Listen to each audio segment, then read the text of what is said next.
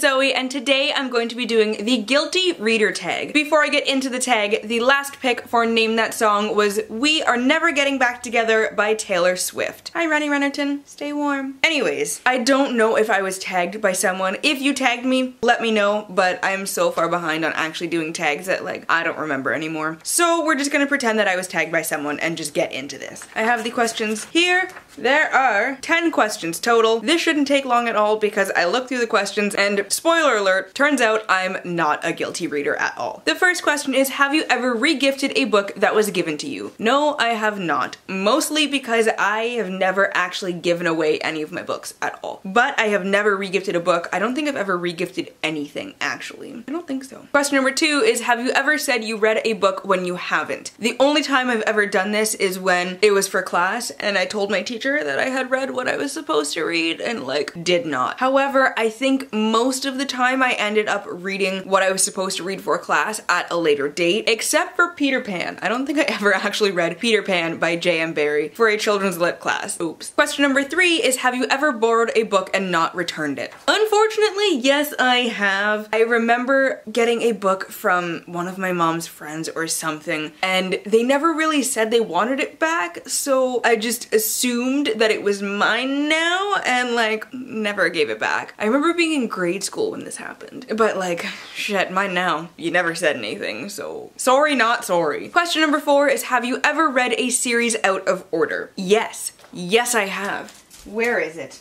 I had a paperback copy of The Slippery Slope for a long time before I ever got the other books, and I read this one after I had read the beginning and The Reptile Room and then skipped to number 10, and I was very confused. This was the only book that I read out of order though. I went back and I read everything else a decade later, so I kind of remembered what happened, but I didn't really read it out of order, but I started to. And then I stopped that train right in its tracks because I had no idea what the hell was going on. Question number 5 is, have you ever spoiled a book for someone? Not intentionally. I know I've accidentally said something and I'm oh shit, my bad. Not a huge spoiler, but it was a bit of a spoiler. The only time I've ever really spoiled something is when somebody said, spoil me. Just do it. My body is ready. Other than that, I've never dropped a huge spoiler because I know how shit it is when somebody does that for me, so I try my best to not do that for anyone else. Question number 6 is, have you ever dog-eared a book? When I was younger, I only dog-eared. I kind of hate myself now for doing it because those books, you can still see the creases and they've messed up some of the words, and not a fan of that. I have this thing about books where it's not that I need them pristine, but when it's actual just wear and tear from reading it so many times,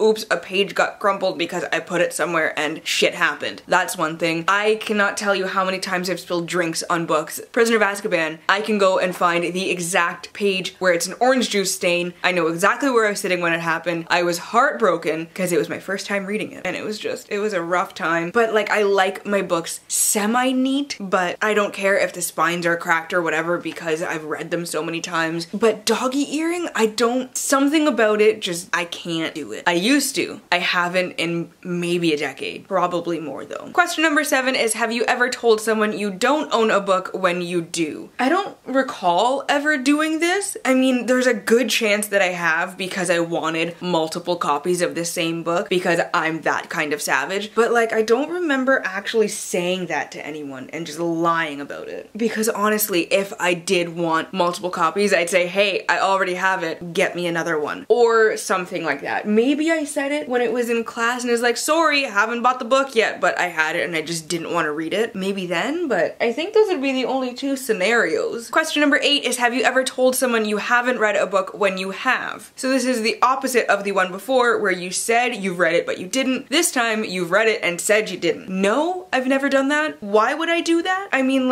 if I read ahead in something and then I was no, sorry, but actually, but why lie? Full disclosure in my life, you know?